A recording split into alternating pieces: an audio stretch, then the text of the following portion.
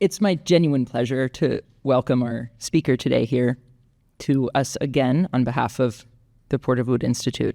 Jake and I have had the good fortune, or I've had the good fortune of knowing Jake since our graduate school days, not quite at Penn, where we missed each other by about a year, but at ASOR in 2013, where I heard, as I found out when I looked through your CV today, your third ever academic talk, Greek Mercenaries in the Achaemenid World. We were a very small group of people interested in the Iranian world at ASOR, now better known for its interest in biblical and Near Eastern archaeology, and we had the pleasure of finding each other relatively early in graduate school and making like a first connection. Jake completed his PhD in classics at Cornell University in 2017, and as Professor Shayagan has already mentioned, then came to LA, first as at the Getty in 2017, and then here at UCLA at the Pourdavoud as a Pourdavoud Research Associate and Lecturer. Those 2 years created a set of, I think, intellectual connections between Professor Nabel and UCLA's institute that continue to produce very productive relationships and long-term bonds. So it's very fitting to have you here today to speak about this book, which has already been introduced, but I will plug it again. Also, credit to you, it was the easiest book review I have ever written. It was a joy to write as a book review. It's a pleasure to have you here to speak about this book, which in so many ways grew out of your time here and some of those relationships and connections. As already mentioned, Jake is currently the Tombros Early Career Professor of Classical Studies and Assistant Professor of Classical and Ancient Mediterranean Studies at Penn State University. His work is on Rome, on pre-Islamic Iran, and on points of contact between the two.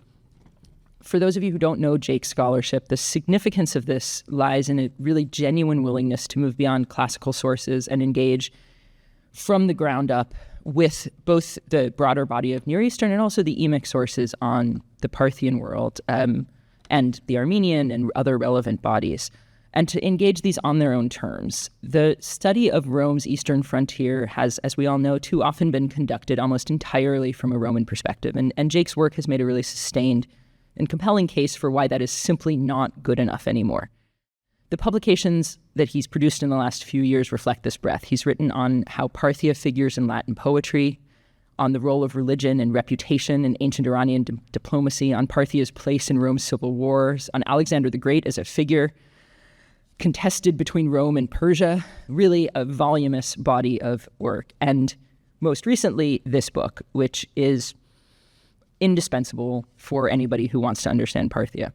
Additionally, and I think this goes forgotten too often, he's also the creator and the PI of Parthian Sources Online, which for anybody who works on the Parthian material or who teaches from it is an indispensable resource. Looking ahead, Jake's already working on a new project, which we will all anxiously await and hound you for the next few years, which looks at freedom in late antique Iran and has already started to publish in this direction. Today, he'll be speaking on the central argument of his first book. I'm delighted to welcome you to speak to us about the Arsacids of Rome, Misunderstandings in Ancient Interstate Relations. Thanks so much.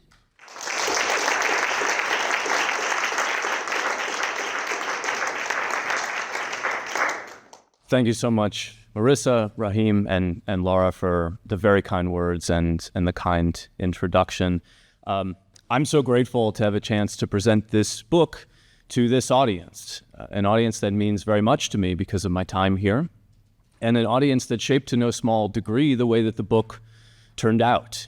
To properly acknowledge all of the people in this room who were so generous with their time and their advice and their counsel when I was here working on the book, that would take all the time I have today. So let me simply say thank you to my colleagues at the Pourdavoud Institute, to the faculty of NELC, faculty of classics as well, and to the community here, because without the community whose support I was lucky enough to have during my time here, this book would have had no chance of success.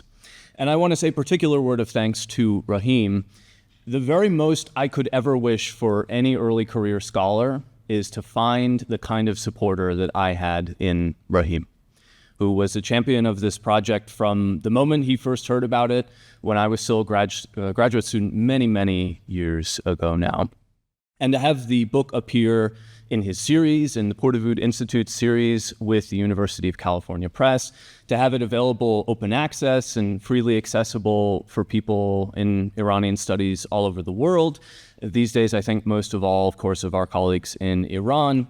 All of this has given the book a home, which is better than I could have ever hoped for, and I'll always be really grateful for that. So what a pleasure it is to have the chance to revisit this project one final time in this room where I've learned so much from so many scholars of ancient Iran. So the book is a study of foreign relations. It's about interstate affairs in antiquity between two ancient empires. One in the Mediterranean was the Roman Empire. The other empire on the Iranian plateau was the Parthian Empire, ruled by the Arsacid dynasty, named after Arsacids, the founder of that dynasty. More specifically, the book is about a moment in time in the first centuries BCE and CE when the reigning Arsacid kings of Parthia began to send their children, in most cases their sons, but in others women of the dynasty go as well, to live at the court of the Roman emperor in Italy. I've tabulated those transfers on the slide here, and you can see there's a number of occasions between 30 BCE and 66 CE when several successive Arsacid kings make this decision to send members of their own family to live at Rome.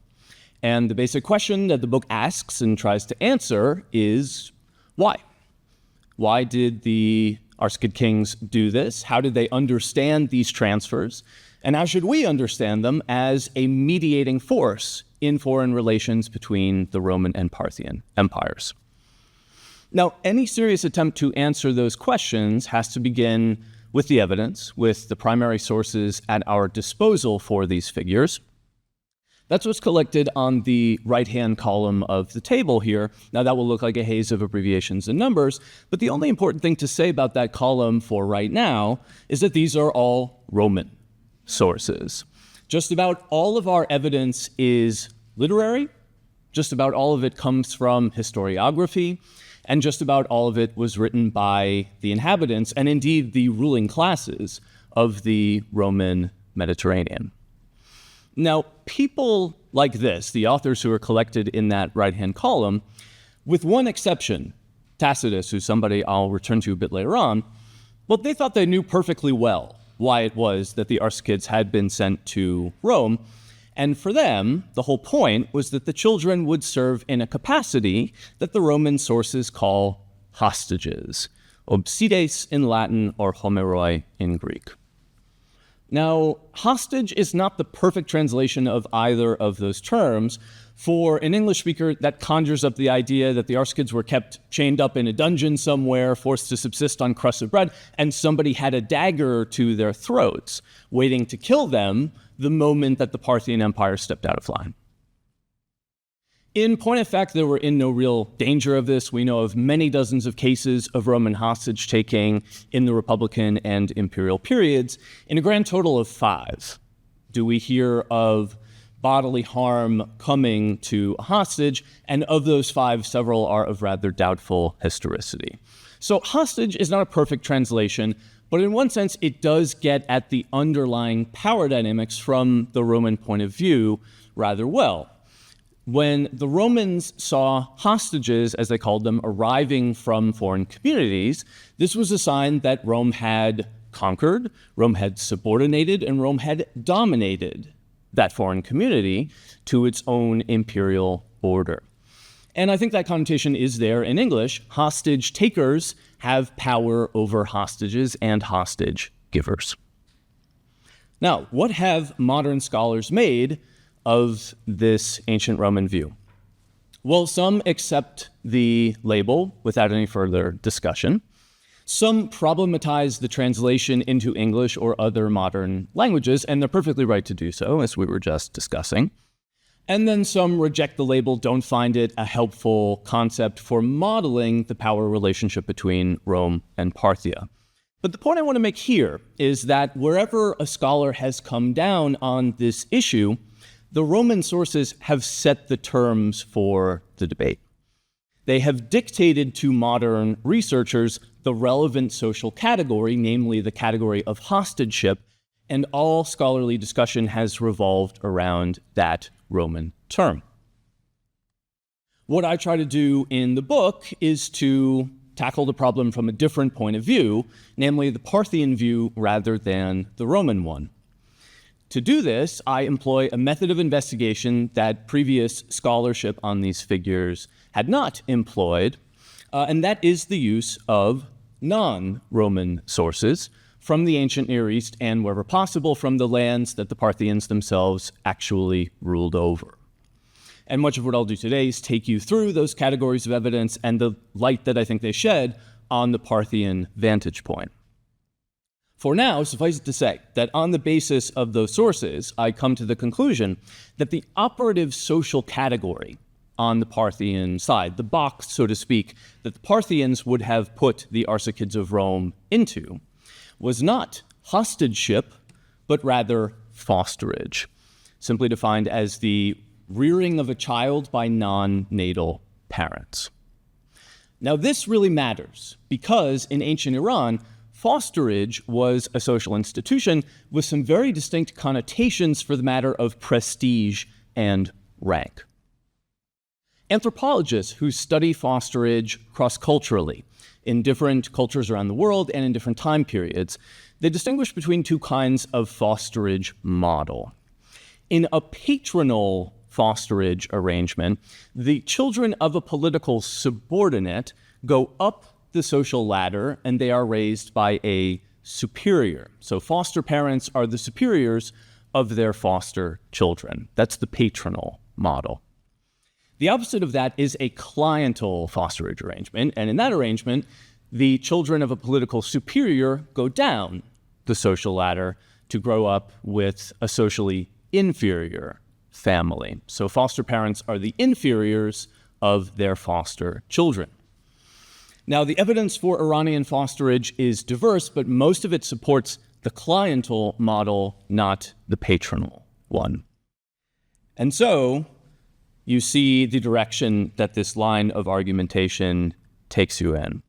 And throughout the book, I refer to this divergence between Roman and Parthian understandings as a situation of pragmatic misunderstanding. Well, what do I mean by that? Well, it's misunderstanding, of course, because the Romans, over on their side, are saying to themselves, the Arsacid king has sent his children to the Roman emperor as hostages. Parthia has accepted Roman superiority. And then meanwhile, over on their side, the Parthians are saying to themselves, the Roman emperor is bringing up the children of the Arsacid king. That's a cliental obligation. Rome has accepted Parthian superiority. So the two sides do not agree because they interpret these transfers through the social and cultural institutions that they are familiar with from their respective and very disparate cultures. They come to precisely opposite conclusions about the underlying power relationship that these transfers are inscribing.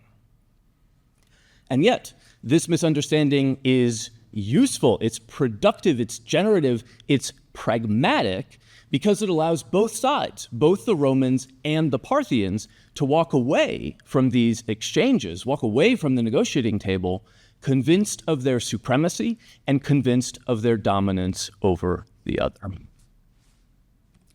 So a quick rundown of how I'll proceed from here. First, I'll talk about these non-Roman sources of evidence and the light that I think they shed on Parthian fosterage. Then I'll tack back over to the Roman side to add some texture and some depth to the model of pragmatic misunderstanding with the still very important Roman historiographical sources for the Arsacids of Rome. And then finally, I'll say a couple words about what I hope, is the main intervention that the book makes, and this is in the literature on ancient interstate relations, ancient IR. And I think pragmatic misunderstanding as a concept has a challenge to mount to what is, at this point, I think it's fair to say, the dominant theoretical perspective in that literature. But first, and most importantly, the matter of evidence.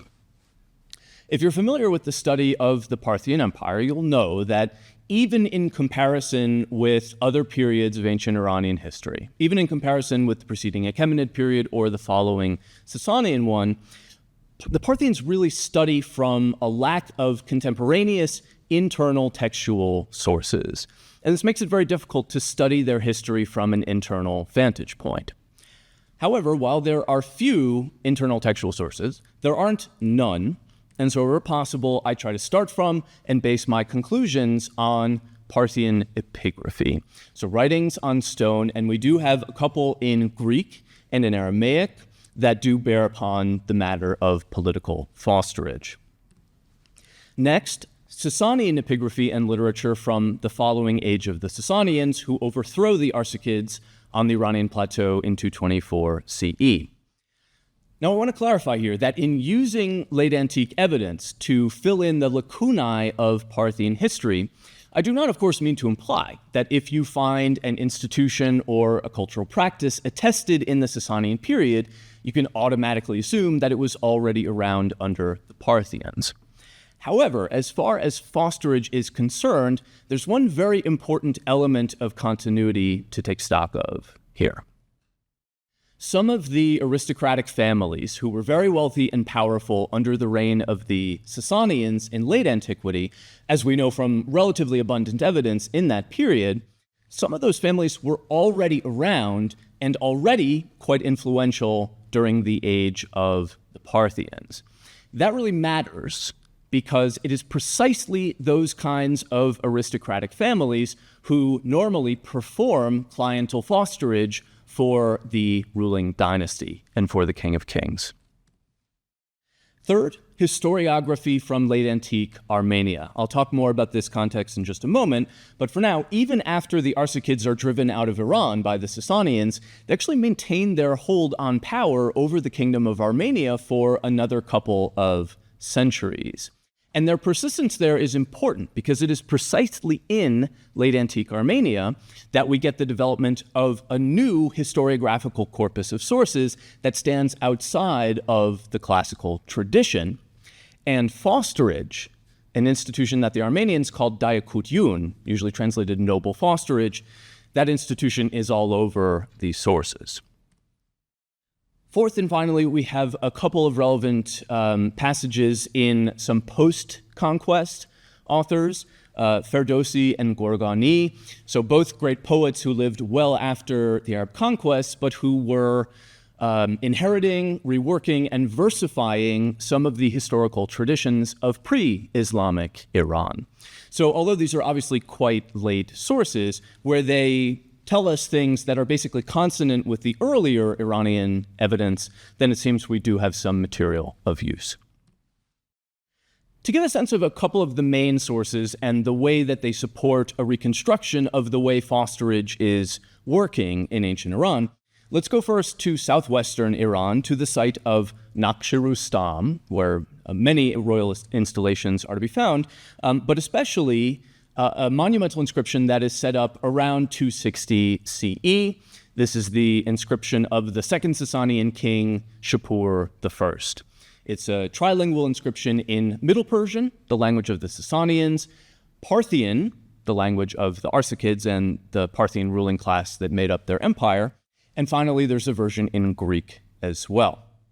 The site, certainly these days, is better known for the accompanying relief that shows Shapur mightily bestride his horse with the penitent and kowtowing emperors of Rome in front of him.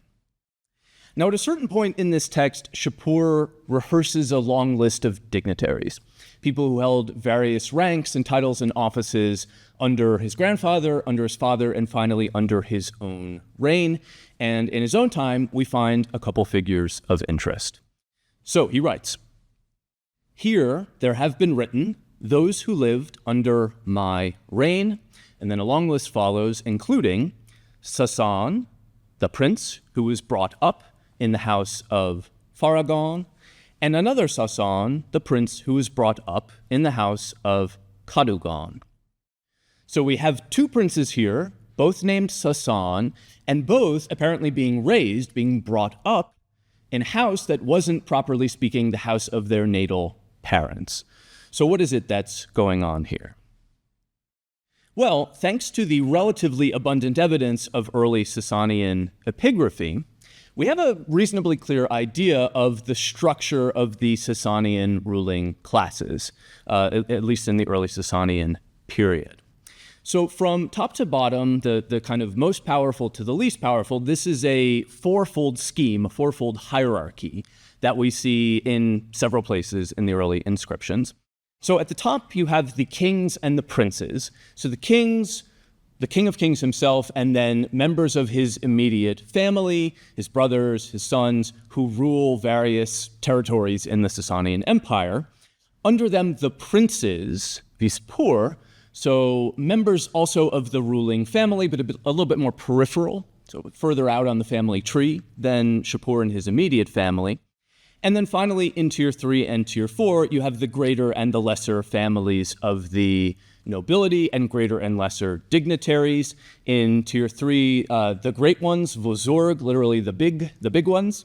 And in Tier 4, the lesser nobles, the Azad, the free ones, literally. Now we can plug in the evidence from the Shapur inscription to this scheme and see how it pans out. So first, we had two fostered children, both named Sasan, and both, it was specified in the text, having the rank of vispur, or prince. So these figures are pretty clearly from Tier 2. That's also clear from their personal names, Sasan, so they take their names from the founder of the dynasty. What about the foster parents? We have only their names, the Faragan and the Kadugan. They are mentioned, the Kadugan are mentioned nowhere else. Of the Faragan, we do read of them in one other passage in the Shapur inscription. It's clear that these are important ruling families of the aristocracy. They wouldn't have made it into the Shapur inscription if they weren't. However, it's also quite clear that these are different kinship groups than the ruling dynasty. So the foster parents belong either to Tier 3 or to Tier 4, the ranks of the greater or the lesser nobility. So this is reasonably clear evidence of a cliental fosterage arrangement, where the children of a political superior from a superior family, and indeed there is no other family in Sasanian Iran which is superior to this family, they go down the social ladder and they grow up with foster parents, who to be sure are important, wealthy, powerful in their own right, but still in a position of clientage and subordination relative to the ruling family, a cliental fosterage arrangement. The other corpus I wanted to make sure I at least said a little bit about was historiography from late antique Armenia. Now the background here is that even after the Arsacids lose their original empire, even after they're driven out of their original homeland in Parthia, northeastern Iran, even after they're driven off the Iranian plateau and driven out of Mesopotamia, they maintain hold on power in the kingdom of Armenia for another couple of centuries until 428 CE. They had been installed there ever since 63 CE, when they basically defeat the Roman Emperor Nero in war for Armenia, and ever after they are allowed to name the Armenian king.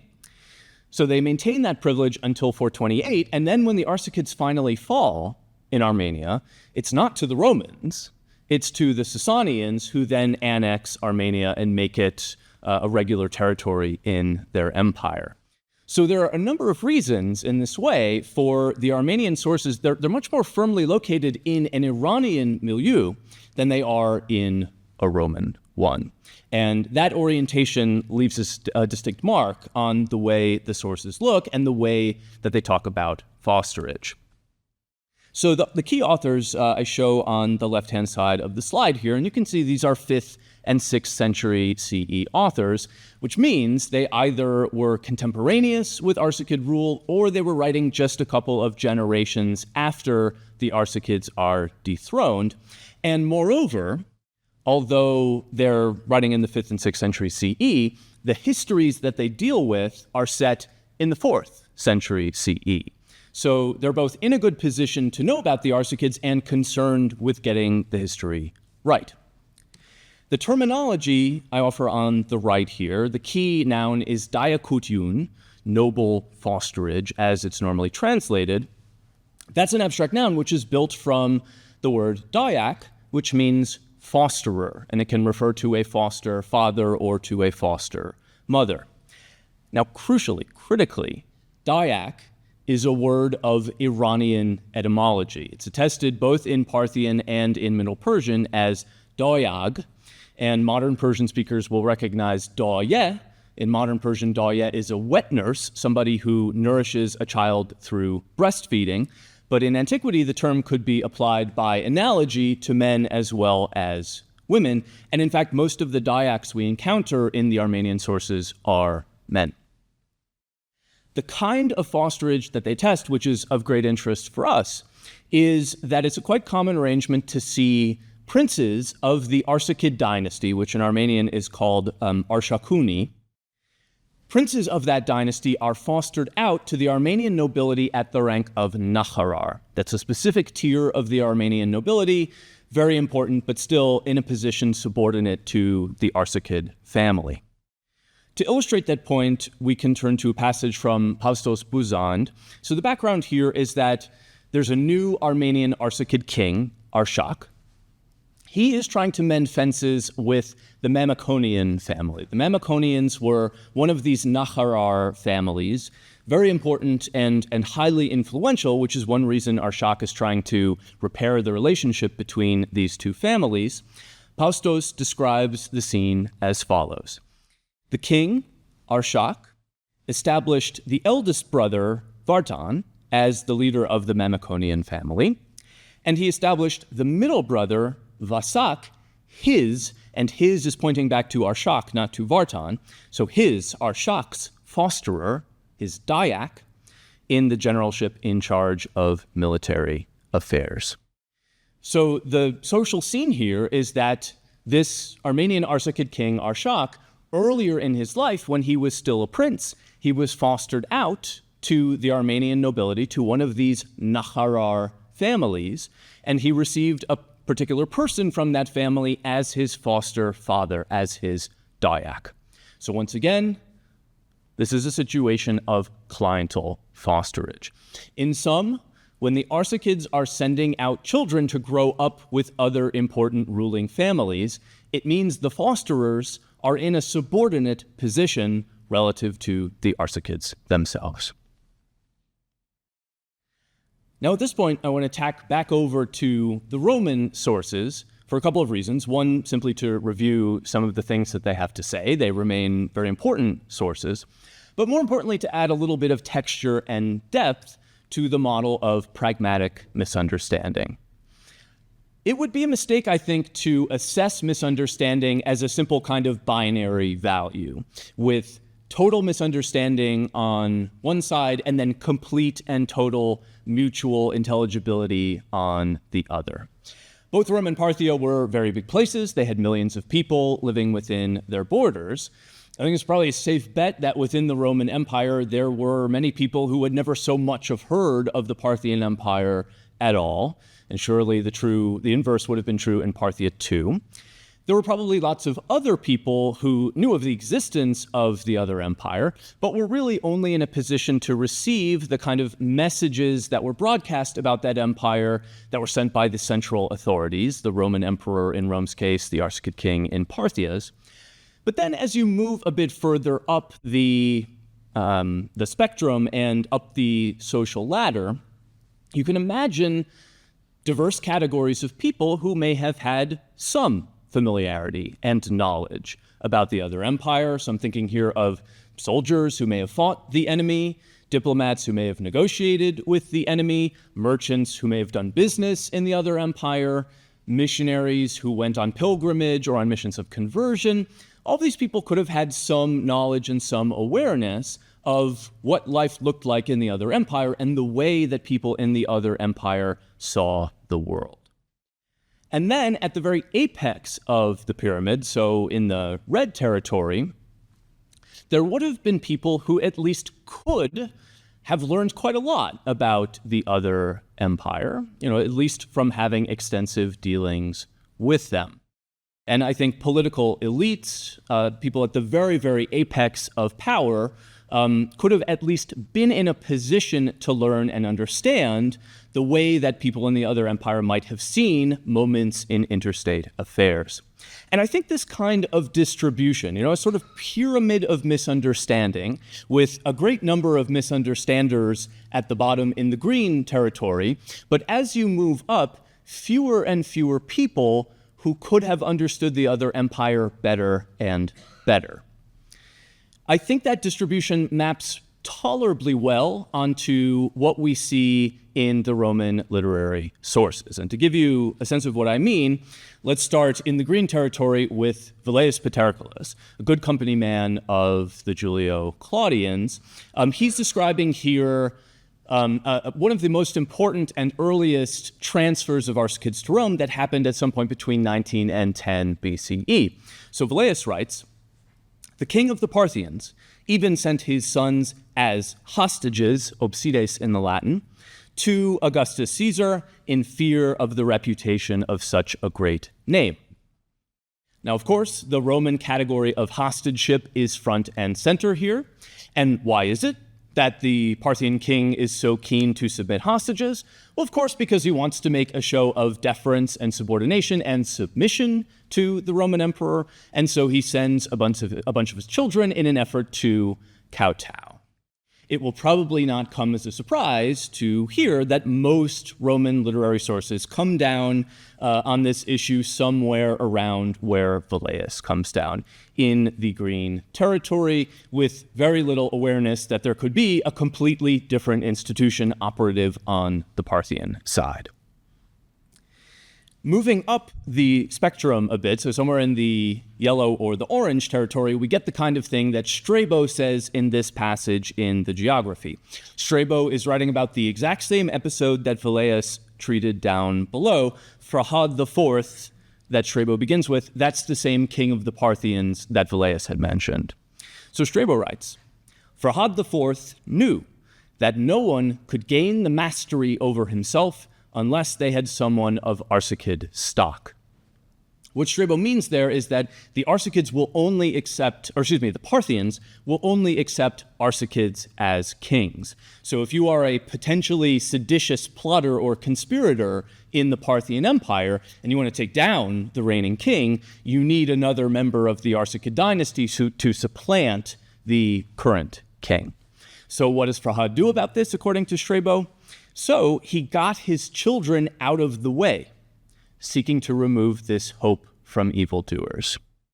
This is a very different kind of assessment. To hear Strabo tell the story, the transfer almost had nothing to do with Roman-Parthian interstate relations at all. It was simply an outgrowth of something internal to Parthian domestic politics. Pourdavoud is using this interstate conduit to manage what would have been a chief concern of dynastic politics, namely the prospect that one of your children might try to dethrone you or would be used in such an attempt. So, of course, Strabo doesn't go so far as to say, well, on the Parthian side, there's this institution called fosterage, and it normally works in a clientel manner. He doesn't get to the operative institution on the Parthian side, but he does go quite a bit further and below the surface, like below where Velleius gets. And he seems to be suggesting, well, the Parthians may have had their own reasons for initiating this transfer, which may not have all that much to do with what we Romans tend to think, which is that they wanted to show subordination to us. Now, finally, at the apex of the pyramid, we get the statement of Tacitus here. And Tacitus was the author I mentioned at the beginning.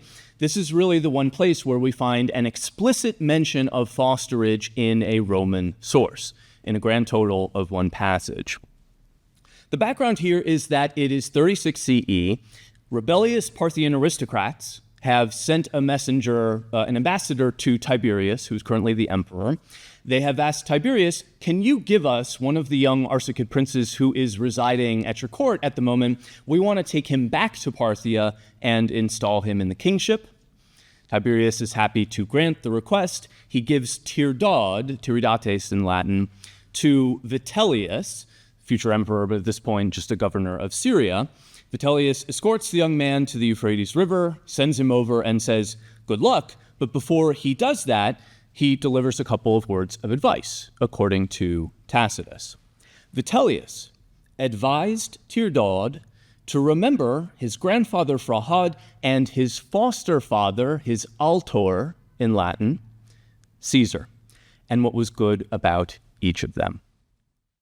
So here we do find, in a Roman literary source, we have the author explicitly describing the relationship between the Roman emperor and one of the Arsacids of Rome with the vocabulary of fosterage. Now, why is that? How can we explain the appearance of that vocabulary? I think it's best to keep a couple of potential answers in mind here. The simplest explanation may be the best, which is simply that the Roman institution of hostageship could, for certain authors and in certain situations, take on a kind of paternal dimension. Hostages who went to Rome were usually young, in childhood or in adolescence. Hostage takers, on the other hand, were typically Roman generals of consular age, so middle-aged. So that age discrepancy does seem to have prompted some authors to use paternal vocabulary to describe the relationship between a hostage taker and a hostage. This certainly wasn't the primary valence of Roman hostageship, which was not in the first instance about forging these kinds of kinship relations between hostage takers and hostages, but this is a dimension that's represented in some sources. And that may be why Tacitus is using it here. He may be simply drawing on one dimension of Roman hostageship that he was already familiar with. He doesn't necessarily need to know anything of fosterage on the Parthian side. However, that is a door that I do think should be kept open. We need to allow for the possibility that at the apex of the pyramid here, at these very high levels of power, there could have been breakthroughs in understanding between certain Romans and certain Parthians. Now, the question that immediately arises from that possibility is, well, then why did the institution go on and last for such a long time? If the two sides, or at least one of them, noticed that the other side had a very different social institution and was interpreting these transfers in very different ways, why does the institution last for such a long time? Because at this point, even at this point, which is a quite late date, there's another 30 years left in these transfers. And there, I think the answer may be, why let mutual understanding spoil an arrangement of mutual benefit? Why press the interlocutor too hard? If you insist that they see and understand this transfer or set of transfers in the way that you yourself are seeing it, you're going to lose this relatively low-cost way for both sides to get what they want from one another, namely the transfers of Arsacids from Parthia to Rome. So I hope to have shown at this point that on the Roman side, in our Roman historiographical sources, we can think of different responses and different levels of understanding at different tiers of this pyramid, and also different kinds of misunderstanding at different levels of the spectrum here.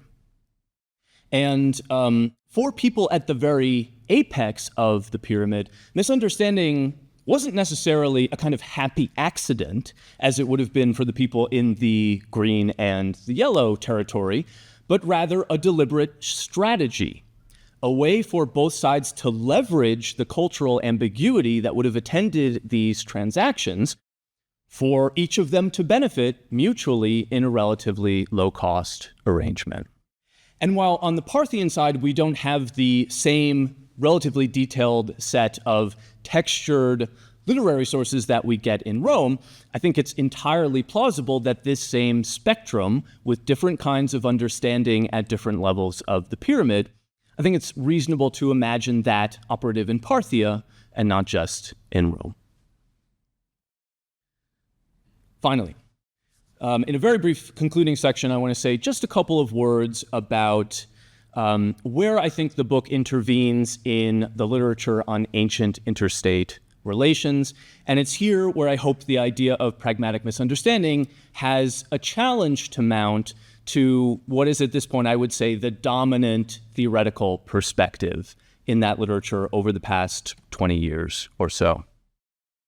So many in this room, I imagine, will be familiar with the book on the left, Mediterranean Anarchy, Interstate War, and the Rise of Rome, published by Arthur Eckstein in 2006. In that book, Eckstein made use of a theory of international politics from political science called neorealism. He redeployed that theory in the book In the Middle, Rome Enters the Greek East, which was a more targeted study of the Roman entry into the Eastern Mediterranean. And ever since then, these books and this theory have proven very influential in Roman studies. Mediterranean anarchy has been cited many, many hundreds of times, and other historians have applied this theory, neorealism, to explain every phase of Rome's imperial growth. The theory also has arrived in Parthian studies with the book by Nick Overtoom, another contributor to this forum. On the right, Reign of Arrows, published in 2020, that book applies neorealism to the growth of the Parthian state. So this is a theory that's very well represented in the literature at the moment. The core tenets of the theory are, for our purposes, pretty quickly enumerated. So the first thing that neorealists believe is that if you're interested in foreign relations, you really only need to look at the state.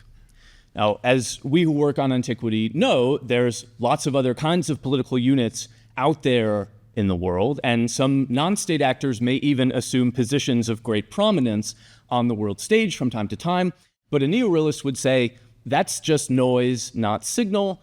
What you ultimately need to pay attention to is the state and its interactions with other formally equivalent state units. The second core tenet of the theory is that the realm of interstate politics is characterized by anarchy. There is no higher authority to keep order in the realm of interstate relations, and this means that states are often forced to assume a very belligerent and aggressive posture if they wish to survive. Now, it's that second point that I want to examine a bit more closely with this quotation from the introduction to Eckstein's second book about the two shapes that an interstate system may assume. So he writes, there are only two exits from anarchy.